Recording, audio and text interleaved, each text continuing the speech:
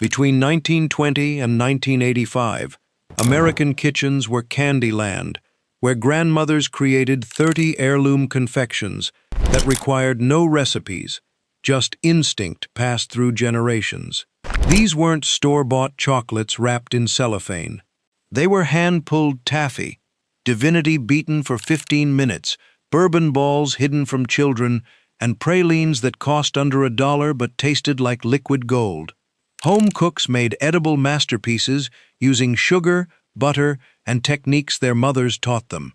By 1990, people started buying candy instead of making it.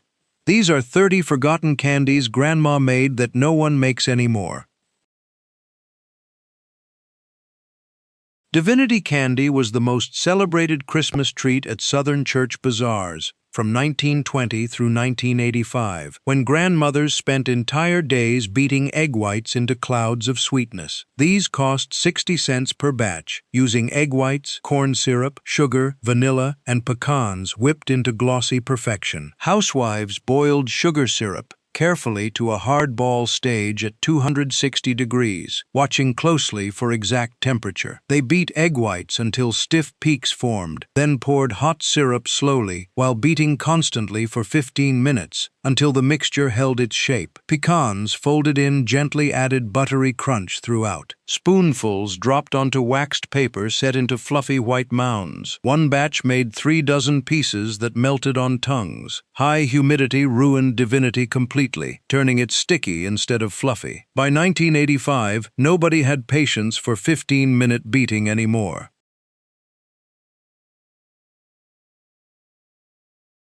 Seafoam candy brought brown sugar magic to Christmas tables from 1930 through 1980, creating Divinity's golden cousin that tasted like caramel clouds. These cost 70 cents per batch, using brown sugar, white sugar, corn syrup, egg whites, vanilla, and vinegar. Housewives combined sugars with water and vinegar, then boiled to hardball stage at 260 degrees. They beat egg whites until stiff while syrup cooked. Hot syrup poured slowly into whites while beating constantly created airy texture. The brown sugar gave seafoam its distinctive tan color and butterscotch flavor. Baking soda folded in at the end made candy foam dramatically. Spoonfuls dropped onto waxed paper formed irregular shapes that looked like ocean foam. One batch made 40 pieces. The vinegar prevented sugar crystallization that would ruin texture.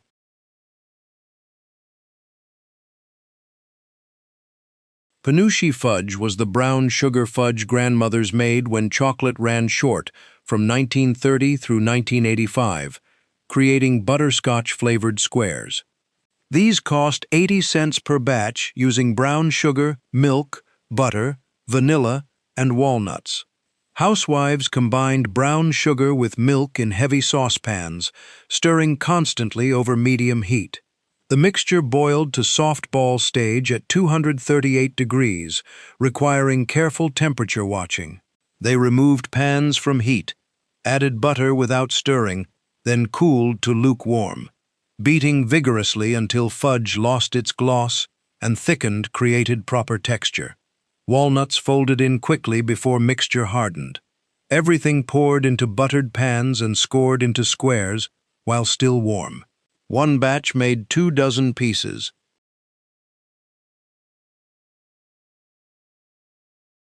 Old-fashioned peanut brittle, crackled at church bake sales from 1920 through 1985, when grandmothers made golden sheets of candy, requiring perfect timing. These cost 90 cents per batch, using raw peanuts, sugar, corn syrup, butter, baking soda, and vanilla. Housewives combined sugar, corn syrup, and water in heavy pans, boiling to soft crack stage at 280 degrees. Raw peanuts stirred in cooked until golden and fragrant. Butter and vanilla added at the end enhanced flavor. Baking soda stirred in last-made mixture foam dramatically and lightened texture. Everything poured quickly onto greased marble slabs or cookie sheets. Bakers stretched brittle thin while still warm using buttered hands. The candy cooled into glassy sheets that cracked into irregular shards. One batch made 1 pound.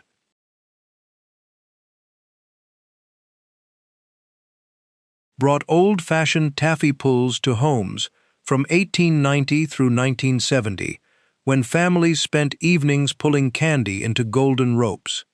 These cost 50 cents per batch using molasses, sugar, vinegar, butter, and baking soda. Housewives boiled molasses with sugar, vinegar, and butter to hardball stage at 265 degrees, watching carefully to prevent burning. The mixture, poured onto greased marble slabs, cooled until handleable. Butter rubbed on hands prevented sticking during pulling. Partners pulled taffy back and forth repeatedly for 20 minutes until it turned from dark brown to golden tan and developed silky texture. The pulling incorporated air that lightened color and created chewiness. Rehook 5 heirloom candies revealed. 25 more waiting in forgotten recipe boxes. The first batch required beating, pulling, and perfect temperatures that modern cooks avoid. The next 5 feature bourbon, coconut cherry centers, and Depression-era potato candy that saved families when sugar was scarce.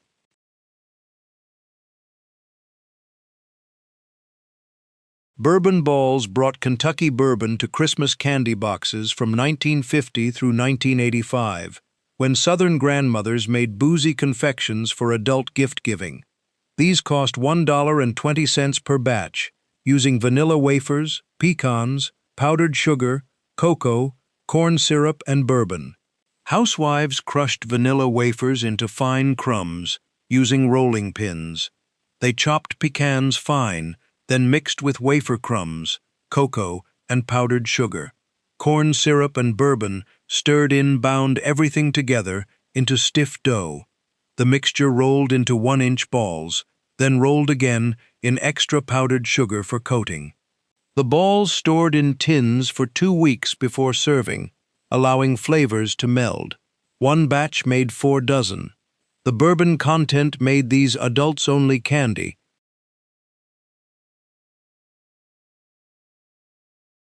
Martha Washington candy was the most labor-intensive Christmas confection from 1940 through 1980, featuring coconut cherry centers dipped in chocolate coating.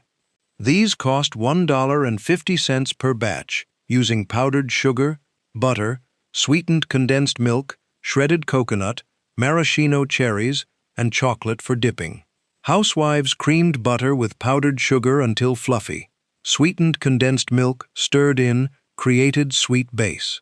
Shredded coconut and chopped maraschino cherries folded through made pink-flecked filling. The mixture chilled until firm enough to shape. Centers rolled into balls, then chilled again before dipping. Melted chocolate tempered carefully for glossy coating.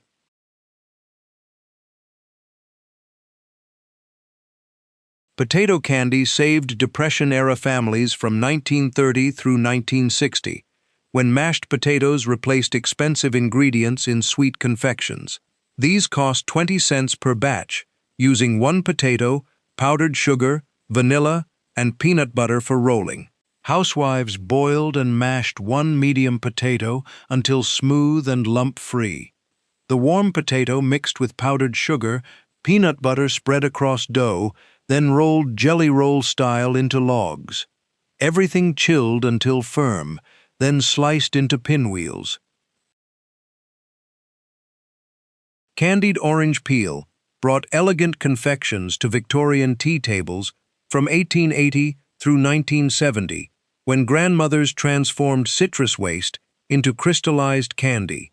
These cost 40 cents per batch. Chocolate-covered cherries homemade. These cost $1 per batch, using maraschino cherries, powdered sugar, butter, corn syrup, vanilla, invertase enzyme, and chocolate. Housewives drained cherries thoroughly, reserving stems. Hook 10 heirloom candies down. 20 more forgotten recipes waiting. The first 10 required candy thermometers, perfect timing, and secret techniques like invertase enzymes.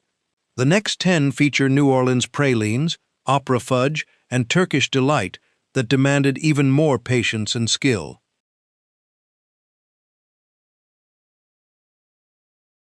New Orleans pralines brought Creole sweetness to Southern homes.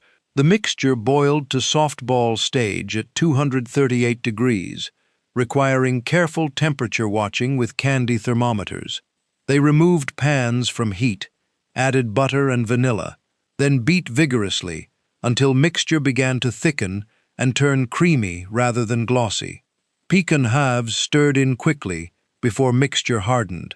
Working fast, they spooned pralines onto waxed paper or marble slabs, forming flat patties that hardened as they cooled. One batch made 24 pralines. The timing between beating and spooning determined success. Too soon meant runny pralines, too late meant rock-hard lumps impossible to spoon. The brown sugar created distinctive caramel flavor and tan color that separated pralines from other nut candies. Fresh pecans, harvested each fall, provided superior flavor compared to stale nuts from storage. Street vendors in New Orleans' French Quarter sold pralines from wooden carts, making them tourist attractions and local pride. Opera fudge brought Victorian elegance to American candy boxes from 1890 through 1960, featuring cream fondant centers wrapped in chocolate coating that distinguished it from plain fudge. These cost $1.30 per batch, using sugar, cream, butter, vanilla for centers, plus chocolate for coating. Housewives made fondant first by boiling sugar with cream to softball stage at 238 degrees, then cooling without stirring until lukewarm. They beat mixture vigorously until it turned white and creamy, becoming stiff fondant. Butter and vanilla kneaded in enhanced flavor and smoothness. The fondant rolled into small balls or logs, then chilled until firm enough to handle without melting. Melted chocolate tempered carefully to maintain glossy finish without white bloom developing. Each fondant piece dipped individually using dipping forks, then placed on waxed paper to set completely. The two-layer construction created textural contrast between creamy center and snappy chocolate shell. One batch made 24 pieces that resembled expensive European chocolates. The name supposedly came from theater-goers buying them at opera intermissions, though origin stories varied by region. The fondant center required beating at exact temperature. Too hot meant grainy texture. Too cold meant it wouldn't turn creamy. Victorian ladies served opera fudge at tea parties. Did your grandmother make opera fudge for tea parties? Turkish Delight brought exotic Middle Eastern flavors to Victorian America from 1880 through 1970, when adventurous grandmothers made rose-scented gel candies that required patience and precision.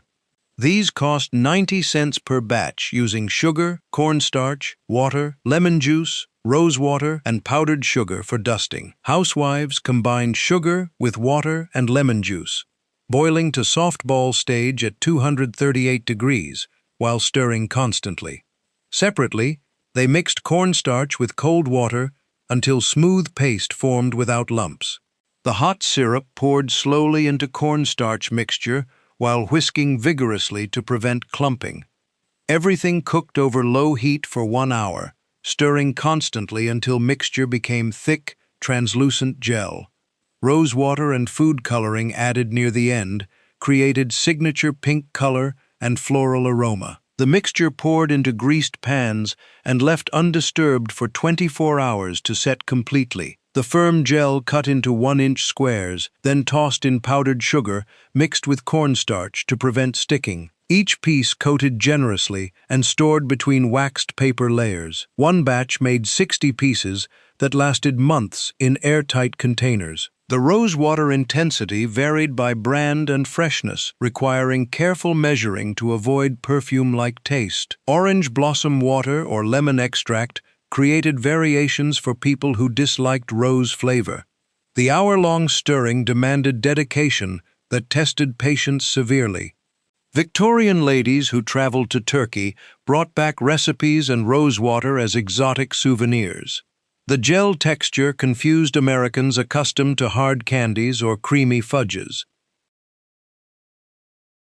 English toffee brought buttery crunch to Christmas tins from 1920 through 1985, when grandmothers cooked sugar and butter to exact temperatures, creating glass-like candy. These cost $1.20 per batch, using butter, sugar, water, vanilla, chocolate for coating, and almonds for topping.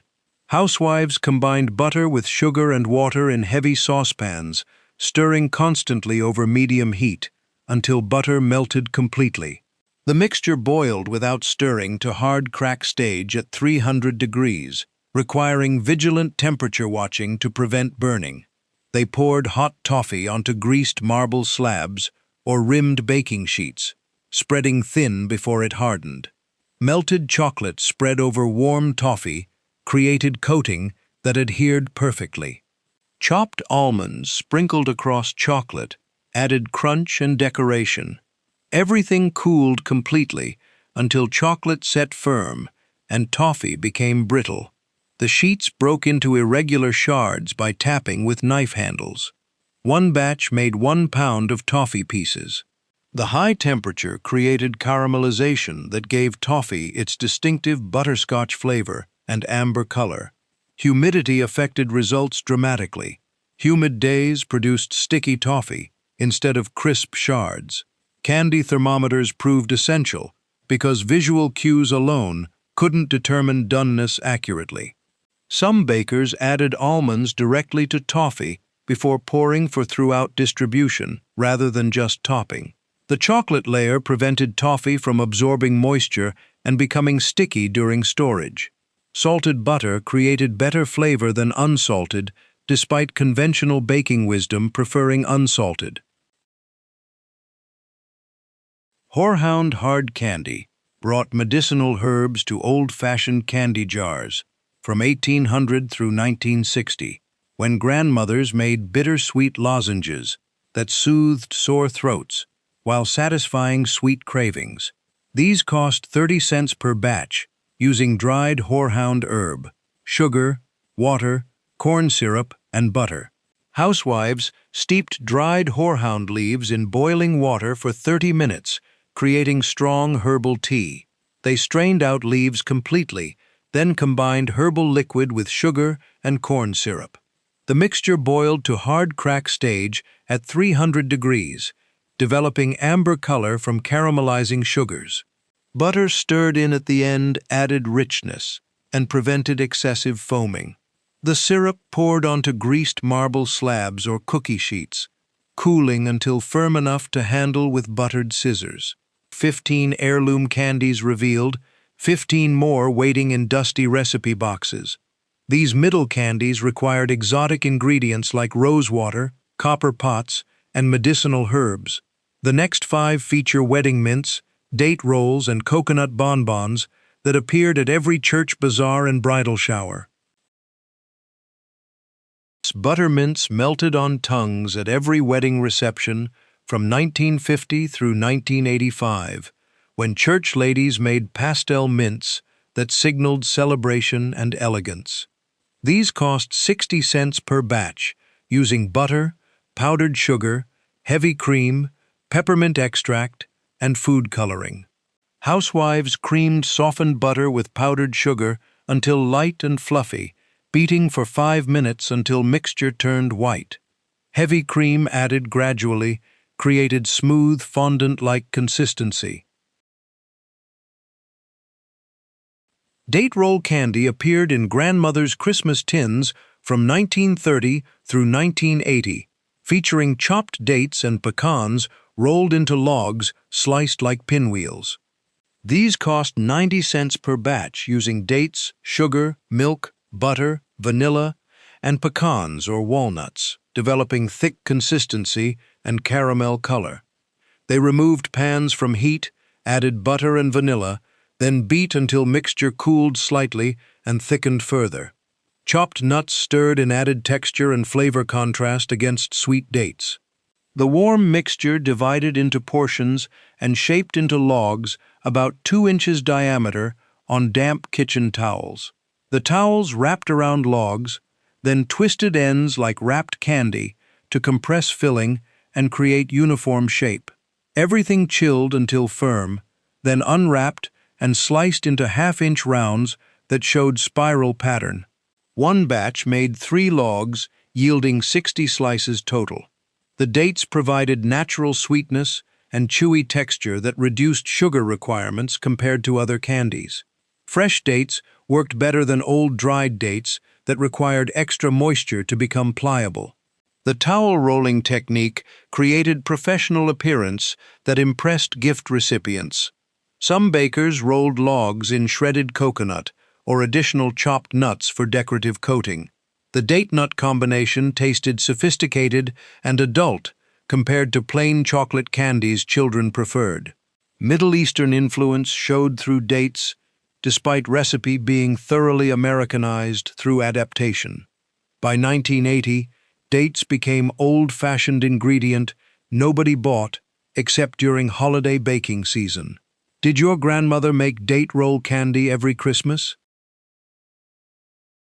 Coconut bonbons brought tropical sweetness to church bazaars from 1940 through 1975, featuring shredded coconut centers dipped in chocolate coating.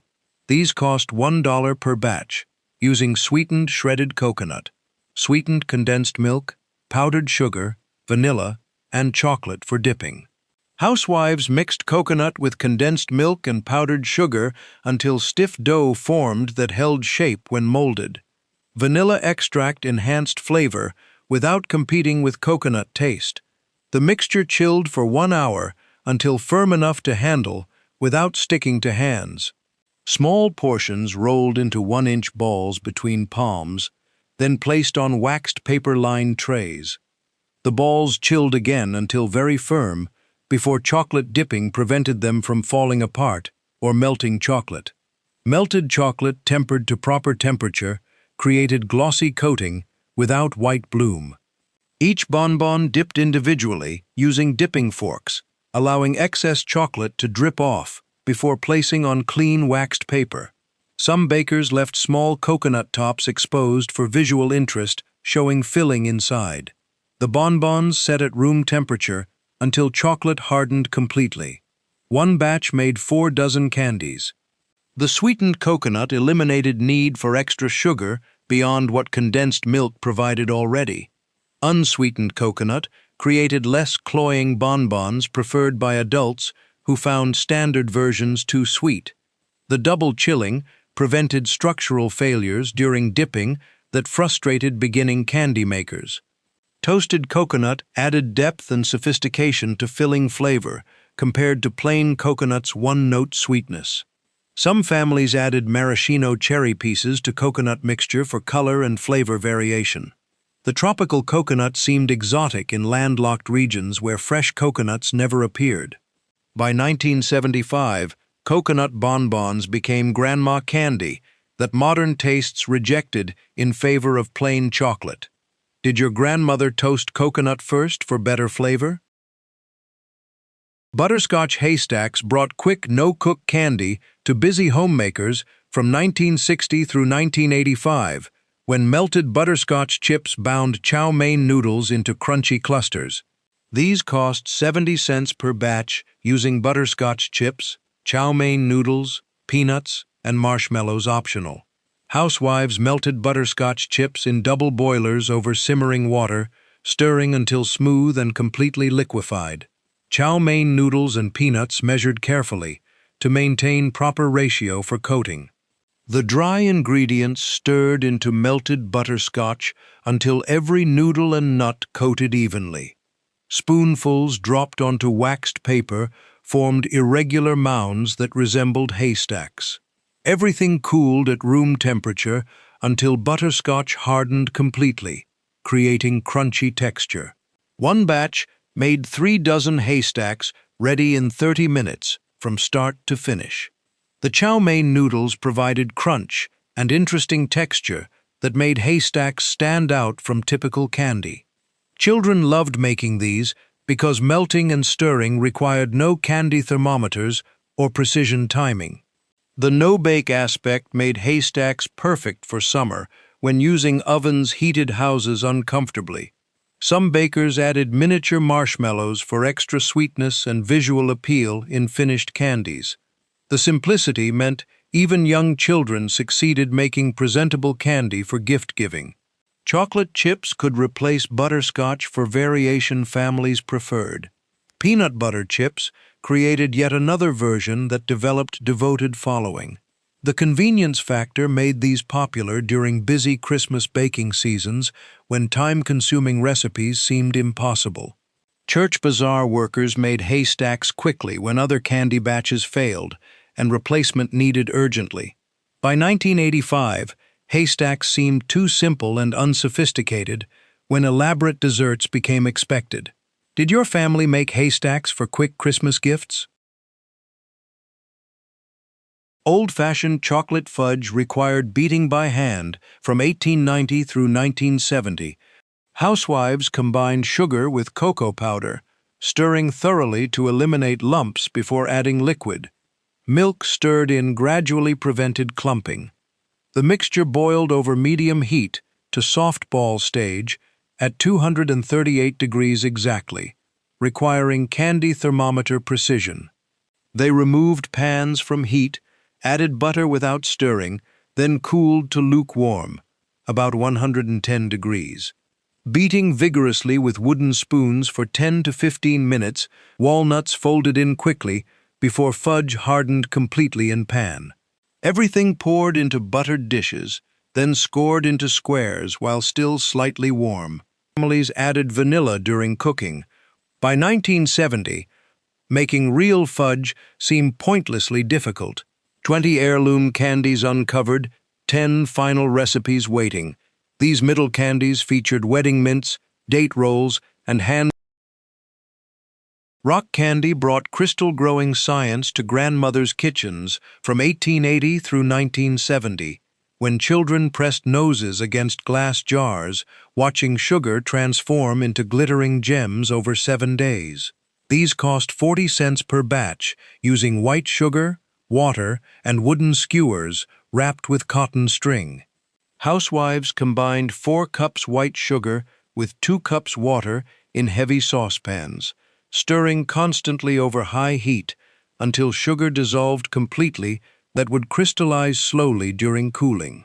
Any hotter and crystals wouldn't form properly, letting syrup cool for 10 minutes before pouring carefully into clean mason jars that had been warmed with hot water. Wooden skewers wrapped with cotton string suspended into each jar, positioned carefully so they didn't touch jar sides or bottoms where irregular crystals would form. Children checked daily, watching tiny seed crystals appear on strings within 24 hours, growing larger each day as water evaporated. By day 7, the crystals reached pencil thickness, glittering like diamonds when light hit them. Grandmothers pulled skewers out carefully, letting them dry on waxed paper for 2 hours that looked cloudy instead of clear. Victorian science teachers used rock candy to demonstrate crystallization principles, making it educational and delicious simultaneously. Vinegar candy brought pioneer ingenuity to Depression-era homes from 1870 through 1965, when grandmothers transformed white vinegar into heavy iron skillets, stirring over medium heat until sugar dissolved completely. The mixture boiled without stirring to soft crack stage at 270 degrees. They removed skillets from heat and poured molten candy onto thin with offset spatulas. The candy cooled for 3 minutes, timed precisely. This took 15 to 20 minutes of constant pulling until candy turned pale yellow and developed satiny sheen that indicated proper texture. Then cut quickly with buttered scissors into bite-sized pieces before it hardened completely. It would make candy grainy instead of smooth. Peanut butter fudge emerged during World War II from 1943 through 1975, when grandmothers created creamy fudge without ration chocolate, using peanut butter instead. These cost 55 cents per batch, using creamy peanut butter, sugar, milk, butter, and vanilla extract. Housewives combined 2 cups white sugar with 3/4 cup whole milk and 2 tablespoons butter in heavy saucepans, stirring constantly over medium heat until sugar dissolved completely. The mixture boiled to soft ball stage at 234 degrees exactly, critical temperature that determined whether fudge would be creamy or grainy. Too low meant fudge stayed soft and never set properly. Too high created crumbly texture that fell apart when cut.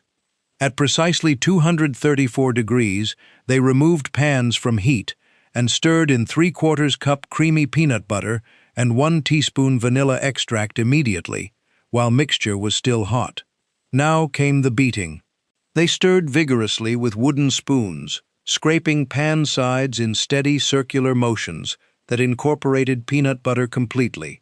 The hot mixture began losing its gloss after about 5 minutes, transitioning from shiny syrup to matte, creamy mass that thickened progressively. This took 8 to 10 minutes of continuous stirring that made arms ache and tested endurance. The moment fudge started holding its shape, just before it became too stiff to spread, they poured it quickly into buttered 8 by 8-inch pans, smoothing tops with spatulas. The fudge cooled at room temperature for 2 hours, then cut into 1-inch squares with sharp knives dipped in hot water between cuts. One batch made 36 pieces that tasted richer and more satisfying than chocolate fudge to many people. The peanut butter provided protein and healthy fats that made this fudge more nutritious than pure sugar candies, though grandmothers never marketed it that way.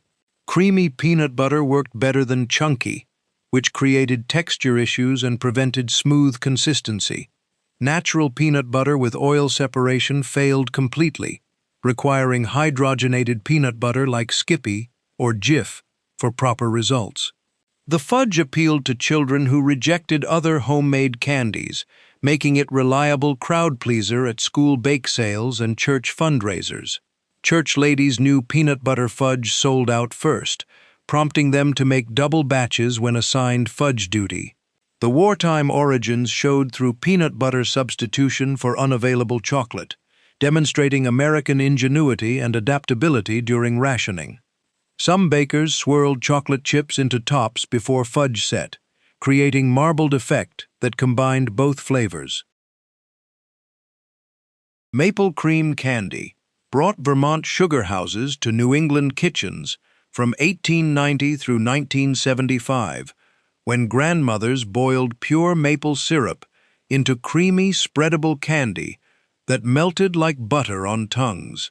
These cost 75 cents per batch, when maple syrup commanded premium prices, even during Depression years. The candy required only pure Grade A dark amber maple syrup, nothing else, making it simultaneously simplest and most difficult candy to master. Housewives poured 2 cups maple syrup into heaviest saucepans they owned, bringing it to boil over medium-high heat while watching thermometers climb steadily. At exactly 235 degrees, just 1 degree above softball stage, they removed pans from heat immediately and set them into shallow pans of cold water that stopped cooking instantly. This cooling step proved crucial. Syrup that cooled too slowly produced grainy candy instead of smooth cream. The syrup sat undisturbed for 10 minutes, cooling to 110 degrees, without any stirring or interference that would trigger premature crystallization. Patience during cooling determined success absolutely. Peaking or stirring ruined everything by causing sugar crystals to form before proper temperature reached. At 110 degrees, they began beating with wooden spoons in steady, rhythmic motions. For the first 5 minutes, nothing seemed to happen. The syrup stayed glossy, liquid, and dark amber. But around minute 6, subtle changes began. The syrup lightened slightly. The syrup turned from deep amber to pale tan, from glossy to matte, from thin liquid to thick paste, all within 30 seconds. They immediately scraped candy into buttered pans, smoothing tops quickly before it hardened completely. The candy firmed at room temperature within 1 hour, then cut into small squares or rolled into balls. One batch made 24 pieces with intense maple flavor that tasted like concentrated syrup in solid form.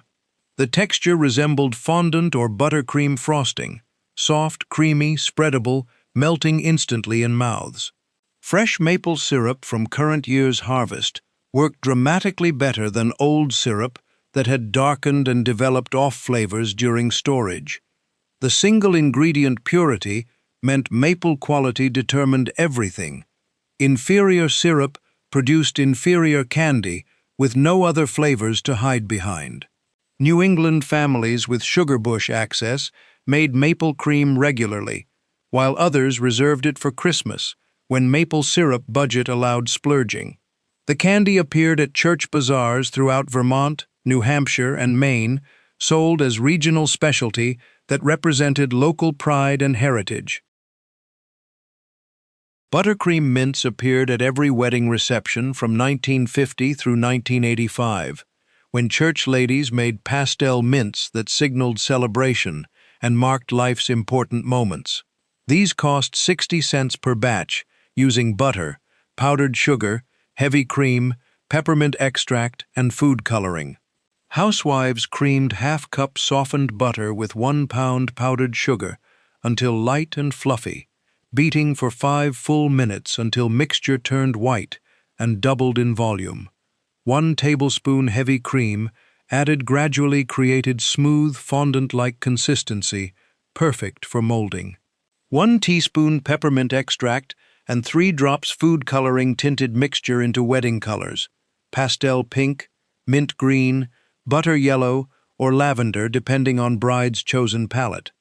The stiff dough kneaded by hand until completely smooth and pliable, resembling Play-Doh in texture. Small portions pinched off and rolled into quarter-inch balls between palms, then pressed gently into rubber candy molds shaped like roses, bells, leaves, or simple rounds with fork-tine crosshatch patterns. Each mint popped out carefully onto waxed paper-lined trays, leaving perfect impression. The mints dried at room temperature for 24 hours, developing slight crust on exteriors while remaining creamy inside. This drying period proved essential. Skipping it meant mints stuck together during storage and lost their shapes. One batch made 200 tiny mints, enough for 50 wedding guests receiving 4 mints each at table settings. The butter content made these richer and more flavorful than cheap pillow mints from party supply stores that tasted like compressed sugar and chemicals. Church ladies volunteered mint-making duty for wedding receptions, considering its service ministry and honor to contribute to young couples' celebrations.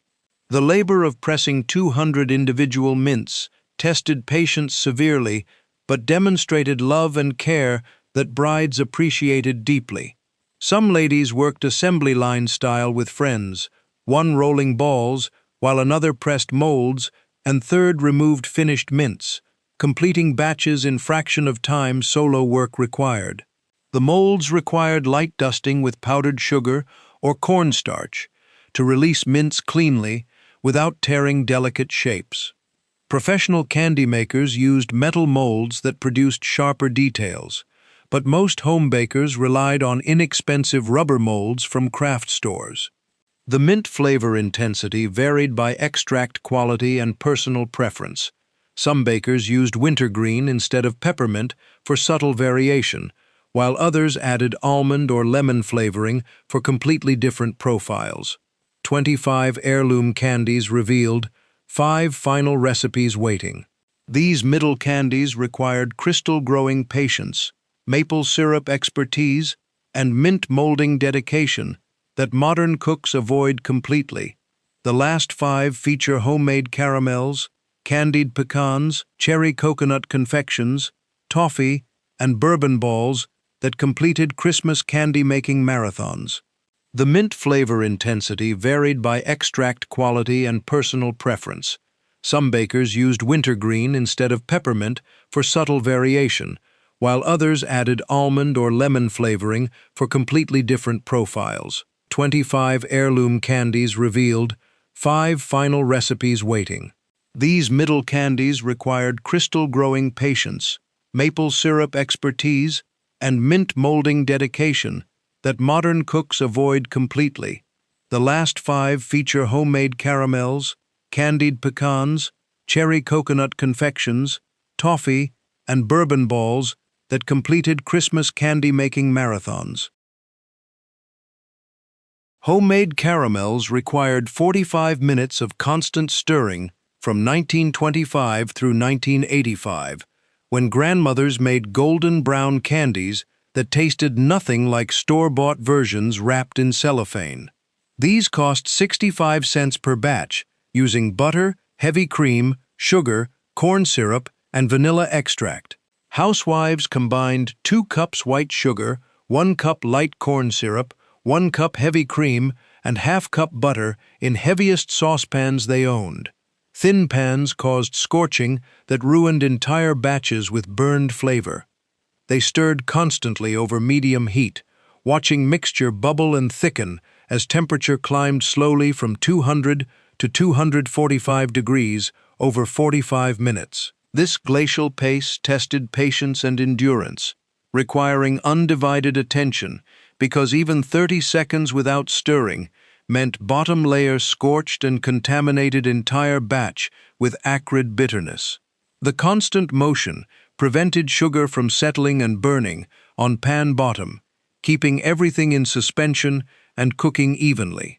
Arms ached terribly by minute 20, burned by minute 35, and went nearly numb by minute 40 when thermometer finally approached 245 degrees, the firm ball stage where caramel achieved perfect chewy texture. Too low meant soft caramels that stuck to teeth and paper. Too high meant jaw-breaking hardness that cracked fillings. At exactly 245 degrees, they removed pans from heat and stirred in 1½ teaspoons vanilla extract that bloomed fragrant clouds of vanilla caramel aroma throughout kitchens. The molten caramel poured immediately into buttered 9 by 9 inch pans, spreading into even layers about 3/4 inch thick. Everything cooled at room temperature for minimum 4 hours. Overnight worked better, until caramel reached sliceable firmness. They used sharp knives oiled with vegetable oil to score surface into 1-inch squares, then cut through completely on second pass.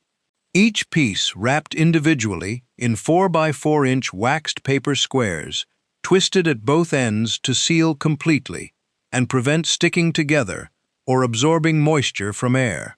One batch made 64 caramels that lasted 3 weeks when stored in airtight tins. The waxed paper wrapping proved essential. Unwrapped caramels stuck together into solid mass within hours, becoming impossible to separate without destroying shapes. Some grandmothers added ½ cup chopped pecans or walnuts to hot caramel before pouring for nutty variation. Others sprinkled flaky sea salt across surface before caramel set completely, creating salted caramels decades before they became trendy. The most ambitious bakers dipped finished caramels in tempered dark chocolate, creating chocolate-covered caramels that rivaled expensive boxed candies. The heavy cream created richness and depth impossible to achieve with milk alone, contributing silky mouthfeel and complex dairy notes. Fresh cream from local dairies tasted dramatically better than ultra-pasteurized cream from supermarkets, though most home bakers couldn't access farm-fresh cream regularly. The corn syrup prevented crystallization that would make caramels grainy and sugary instead of smooth and chewy. Candied nuts brought crunchy sweetness to church bazaars from 1930 through 1980, when grandmothers transformed ordinary pecans into cinnamon sugar confections, requiring no thermometer or special skills. These cost 80 cents per batch when pecans commanded premium prices. though peanuts or walnuts created budget-friendly alternatives costing 30 cents. Housewives combined 1 cup white sugar, 1/3 cup water, 1 teaspoon cinnamon, and 1/4 teaspoon salt in heavy skillets, stirring over medium heat until sugar dissolved completely. When mixture began boiling, they added 2 cups pecan halves, or walnuts, almonds, or peanuts, and stirred constantly with wooden spoons. As water evaporated over 8 to 10 minutes, sugar syrup thickened and began crystallizing, coating each nut in crunchy spiced shell that transformed from glossy wet to dry and sugary. They knew candy was done when nuts looked frosted rather than glazed, with visible sugar crystals forming on surfaces. The nuts poured immediately onto buttered baking sheets or marble slabs, then separated quickly using 2 forks before cooling welded them into solid masses. Working fast proved essential. Hesitating even 15 seconds meant nuts hardened together into blocks requiring hammers to break apart. Within 5 minutes at room temperature, sugar coating hardened completely and nuts could be broken into individual pieces or small clusters. One batch made approximately 2½ cups candied nuts that stored for 2 weeks in airtight jars without losing crispness. The cinnamon-sugar combination created warm, familiar flavor that appealed to almost everyone, regardless of age or taste preferences. Some grandmothers added 1/4 teaspoon cayenne pepper for spicy kick that adults loved but children avoided completely. Others used brown sugar instead of white for deeper molasses flavor and darker color. Vanilla extract stirred in during final minute added complexity, while maple syrup replacing corn syrup created distinctive variation. The crystallization process happened automatically as water evaporated, requiring no special technique beyond constant stirring and quick separation. Fresh nuts tasted infinitely better than stale nuts from storage that had developed rancid off flavors. Pecans harvested each fall provided peak flavor and texture, making autumn prime season for candied nut production. The nuts needed to be raw rather than pre-roasted. Already roasted nuts burned during candy making and tasted bitter. Church bazaars featured candied nuts prominently, packaging them in cellophane bags tied with ribbon and selling for premium prices that funded missionary work and building projects. Children loved helping make candied nuts because the process seemed magical. Watching sugar transform from clear syrup to white crystals coating nuts looked like science experiment. The absence of candy thermometer made this accessible to beginning candy makers who feared thermometer-dependent recipes. Humid weather affected results significantly, sometimes preventing proper crystallization that left nuts sticky instead of dry and crunchy.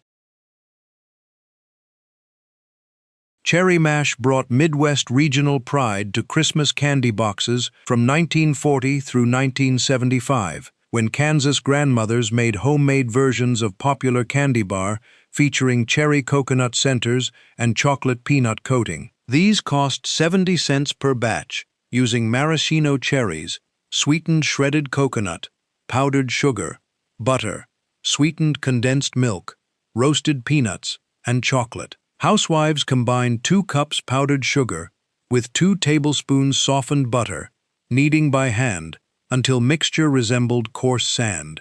2 tablespoons maraschino cherry juice and 1/4 teaspoon almond extract stirred in created pink, sweet base that tasted distinctly of cherries. They folded in half-cup sweetened shredded coconut and 10 maraschino cherries chopped into tiny pieces, distributing fruit and coconut throughout fondant evenly. The mixture chilled for 30 minutes, until firm enough to shape without sticking to hands. They rolled fondant into 1-inch balls, placed them on waxed paper-lined trays, then chilled again for 20 minutes while preparing coating. Half-cup roasted peanuts chopped fine provided crunchy layer that differentiated homemade versions from smooth commercial bars. 8 ounces semi-sweet chocolate melted in double boiler over simmering water, stirring until completely smooth and glossy. Each cherry coconut ball dipped into melted chocolate using fork, rolled to coat completely, then set on clean waxed paper.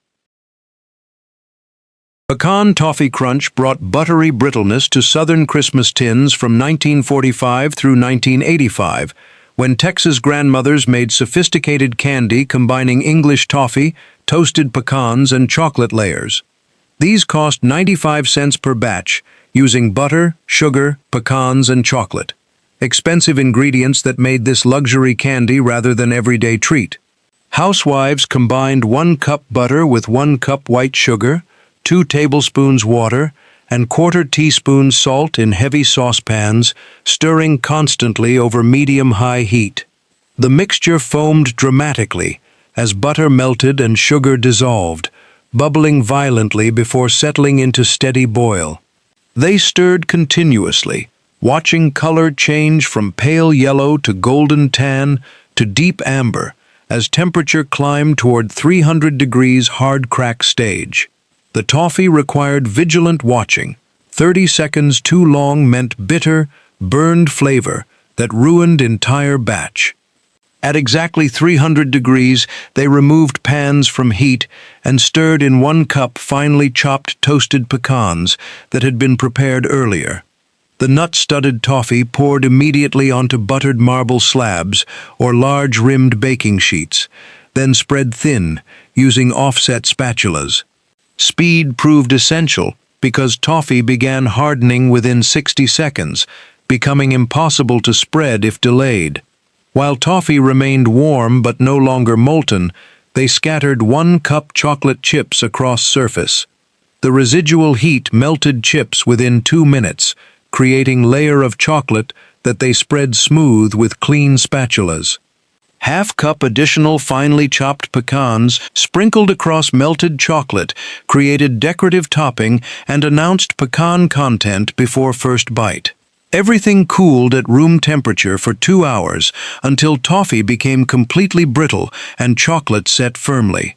The cooled toffee broke into irregular shards by tapping firmly with knife handles or rolling pins. Attempting to cut with knives shattered toffee into tiny unusable pieces. One batch made approximately 1 pound of toffee pieces stored in airtight tins layered with waxed paper. The toasted pecans provided critical flavor element. Raw pecans tasted bland and actually decreased toffee quality rather than enhancing it. Toasting at 325 degrees for 8 minutes released pecan oils and created nutty depth impossible to achieve otherwise. The butter quantity created luxuriously rich toffee that melted on tongues and coated mouths with buttery residue. Fresh butter tasted dramatically different from margarine, which created greasy mouthfeel and artificial flavor. The chocolate layer added sophistication and visual appeal to plain toffee, transforming rustic candy into elegant confection suitable for gift-giving. Dark chocolate created more complex flavor profile that adults preferred, while milk chocolate appealed to children and general audiences. The hard crack temperature created glass-like texture that shattered satisfyingly between teeth, releasing butter and pecan flavors simultaneously. Rum balls brought boozy sophistication to adult Christmas parties from 1950 through 1985, when grandmothers made no-bake confections that improved with age and weren't for children. These cost 60 cents per batch, using vanilla wafers, pecans, powdered sugar, cocoa powder, corn syrup, and dark rum. Housewives crushed 3 cups vanilla wafers into fine crumbs using rolling pins and heavy-duty plastic bags, pounding until no large pieces remained. They combined wafer crumbs with 1 cup finely chopped pecans, 2 tablespoons unsweetened cocoa powder, and 1 cup powdered sugar in large mixing bowls, stirring dry ingredients thoroughly. In separate small bowls, they mixed 3 tablespoons light corn syrup with 1/4 cup dark rum, never light rum, which lacked depth and complexity needed for proper flavor development. The wet ingredients poured into dry mixture, then stirred with wooden spoons until everything came together into sticky, cohesive mass, that held shape when pressed. Using hands, they rolled mixture into 1-inch balls between palms, working quickly before mixture dried out. Each ball rolled in additional powdered sugar for coating, creating white exterior that contrasted dramatically with dark interior. Some grandmothers rolled them in cocoa powder instead for sophisticated all-chocolate presentation, while others used finely chopped nuts for textured coating. The finished rum balls stored in airtight tins for minimum 3 days, preferably 1 week, before serving, allowing flavors to meld and alcohol to distribute evenly throughout. One batch made 2½ dozen rum balls that kept for 3 weeks when stored properly in cool, dry places. The aging process proved essential. Fresh-made rum balls tasted harsh and alcoholic, but week-old rum balls developed smooth, complex flavor as rum mellowed and integrated with chocolate and vanilla notes. The no-bake aspect made these perfect for summer holiday preparations when using ovens heated houses uncomfortably. Children were strictly forbidden from eating rum balls due to alcohol content, though cooking didn't burn off alcohol in no-bake recipes. The vanilla wafer base provided structure and mild sweetness that balanced rum's bite and cocoa's bitterness. Store-bought vanilla wafers worked perfectly. Attempting to substitute homemade cookies created texture issues and unpredictable results. The pecans added buttery richness and crunchy texture contrast against smooth wafer base. Dark rum brands like Myers's or Gosling's created best results, while cheap rum produced medicinal flavor that dominated rather than complemented. Church ladies made rum balls exclusively for evening adult gatherings, never for daytime potlucks where children attended. The sophistication and alcohol content marked these as grown-up treats that signaled formal occasions and mature audiences. New Year's Eve parties featured rum balls prominently, served alongside champagne and other adult refreshments. Did your grandmother make rum balls for New Year's Eve parties, hiding the tin on high shelves where they aged properly away from curious children? 30 heirloom candies that grandmothers made every Christmas for 65 years, all gone by 1990, when the last candy-making generation passed away. Your grandmother made some of these, maybe divinity beaten until her arm went numb, maybe panoche fudge from brown sugar, maybe bourbon balls hidden from children on high shelves. She never wrote anything down, because her mother taught her, and her mother's mother taught before that. The knowledge passed through hands, not books. She knew when divinity reached stiff peaks by feel, when fudge lost its gloss by sight, when toffee hit hard crack stage by instinct. And when she dies, all of that disappears forever. You think you remember. You don't. You remember tasting them, not making them. You remember the tin on the counter, not the 8 hours she spent pulling taffy, or tempering chocolate, or beating fondant. Those techniques die with her, unless you act now. Call her today, not next month when things slow down. Today. Ask her to make 1 batch while you film everything on your phone. Write down what she does, not just what she says. Watch how she knows candy's ready, how she tests temperature without thermometers, what makes her pralines different from everyone else's. These 30 heirloom candies represent America's lost Christmas traditions, recipes that cost under $1, techniques passed down through 4 generations, flavors you'll never taste again unless someone preserves them now. If you want the complete cookbook with all 30 recipes, exact measurements, and step-by-step instructions your grandmother knew by heart, the link is in the description. Don't let these candies die with her. Which one did your grandmother make best?